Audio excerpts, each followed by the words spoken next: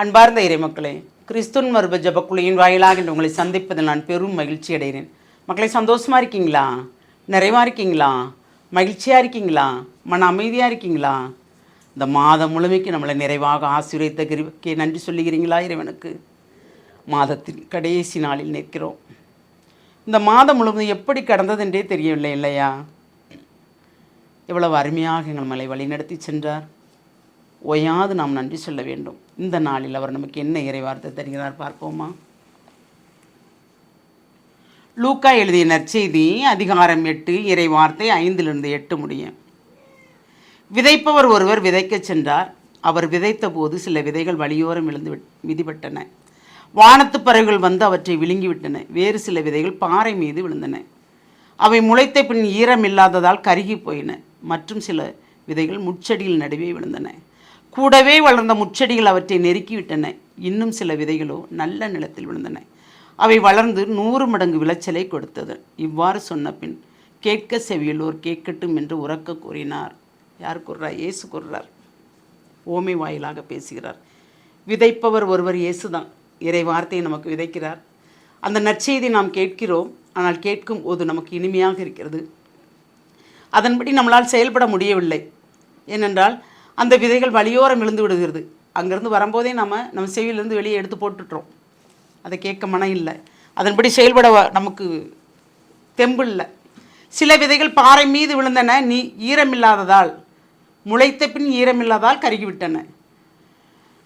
அந்த விதைகளுக்கு அந்த இறைவார்த்தையை கேட்கும்போது நம்ம இப்படி நடந்தால் எவ்வளோ நல்லா இருக்கும் அப்படின்னு நம்ம உள்ளுக்குள்ளே நினைக்கிறோம். ஆனால் அதன்படி நம்மளால் செயல்பட முடியலை. ஏனென்றால் எப்பொழுதுமே நமக்குள் ஒரு திட்டத்தை வைத்து கொண்டே இருக்கிறோம். அந்த திட்டம் மட்டும்தான் நிறைவேறணும், மற்ற எதுவுமே இல்லை அப்படிங்கிற மாதிரி இருக்கும்போது அந்த இறைவார்த்தை செயல்படுத்த முடியாமல் தடுக்கப்படுகிறது. சில விதைகள் முட்செடிகளில் விழுந்தன. கூடவே வளர்ந்த முட்செடிகள் அவற்றை நெருக்கி விட்டன.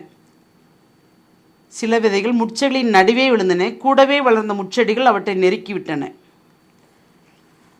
நமக்கு அவர் கொடுத்த வார்த்தை இறைவார்த்தை நல்ல வார்த்தையாக இருக்குது. நம்ம அதை நம்பிக்கையோடு எடுத்து அதன்படி நடக்கணும்னு நம்ம நினைக்கிறோம். அப்படி நினைக்கும்போது நமக்கு துன்பங்கள் நிறைய வருது. அந்த துன்பத்தின் வாயில் வழியாக வரும்போது அந்த இறைவார்த்தை பலனற்று போகிறது. சில விதைகள் நல்ல நிலத்தில் விழுந்தன. அவை 100 மடங்கு விளைச்சலை தந்தன. ஏனென்றால் என்ன நடந்தாலும் எனக்கு இறைவன் இருக்கிறார் என்ற அந்த தன்னம்பிக்கையோடு இருக்கின்ற ஆன்மா எதையும் ஏற்றுக்கொள்கிறது. சுருங்கும் மனித இயல்பில். ஏன்னா நம் மனிதர் அல்லவா? நமக்குள் ஒரு சில சுருக்கங்கள் உண்டு, சில வருத்தங்கள் உண்டு, ஒரு வாதைகள் உண்டு. ஆனால் அதை அறிந்து உடனடியாக தெளிந்து விடுவார்கள் அவர்கள். எது நடந்தாலும் நன்மைக்கு. அப்போ நாம் ஒரு வார்த்தை கேட்கப்பட்டோம், அதெல்லாம் நொறுக்கப்பட்டோம், அதனால் நாம் மிதிக்கப்பட்டோம், அதனால் வெளியே எடுத்து வீசப்பட்டோம். ஆனால் அந்த வீசப்பட்ட விதை எங்கே போய் விழுது? நல்ல நிலத்தில் விழுது. இறைவன் காலடியில் போய் விழுது. அந்த காலடியில் விழுகிற விதை நல்ல மாதிரி முளைச்சி 100 மடங்கு விளைச்சலை தருகிறது. அந்த 100 மடங்கு விளைச்சல் யாருக்கு பயன்படுது? பிறருக்காக பயன்படுகிறது. பாருங்க, கேட்க செவியுள்ளோர் கேட்கட்டும்.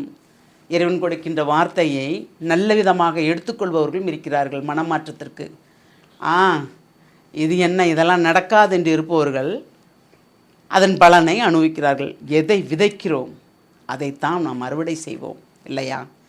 நாம் விதைக்கின்ற விதைகள் நல்ல விதைகளாக இருக்கட்டும். சிந்திப்போமா? அன்பின் பரலோக பிதாவே, நித்தமும் எங்களை காத்து வழிநடத்துவோர் நீர். இந்த மாதம் முழுமைக்கு எங்களை கண்ணுக்குள் வைத்து பாதுகாத்தீர் ஆண்டவரே.